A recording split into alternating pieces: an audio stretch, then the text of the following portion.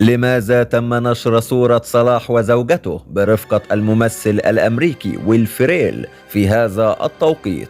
إليكم التفاصيل، ولكن قبل أي شيء صلي على الحبيب محمد، ولا تنسى الإعجاب بالفيديو والاشتراك في القناة حتى يصلك كل ما هو جديد وحصري. أثار المصري محمد صلاح نجم ليفربول الإنجليزي حالة من الجدل بسبب الصور التي نشرها مع أسرته رفقة الممثل الأمريكي الشهير ويل فريل.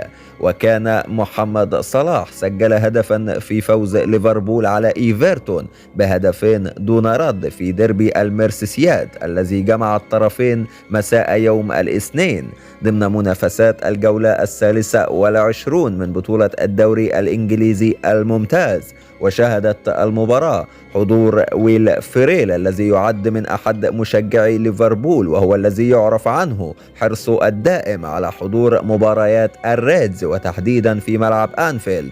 ونشر محمد صلاح صورتين عبر خاصية الستوري بحسابه على موقع التواصل الاجتماعي انستجرام تجمع أسرته مع الممثل الأمريكي الشهير ويل فيريل. الصورة الأولى جمعت الممثل الأمريكي ويل فيريل ونجلتي محمد صلاح مكة وكيان، أما الصورة الثانية فشهدت تواجد النجم المصري وزوجته ماجي رفقة ويل فيريل والطفلتين. وفجرت هذه الصورة جدلا كبيرا، حيث انتقد عدد ليس بالقليل من المتابعين موقف محمد صلاح من التقاط الصورة بهذه الطريقة، في حين رأى البعض الآخر أن الأمر في النهاية يعد حرية شخصية له.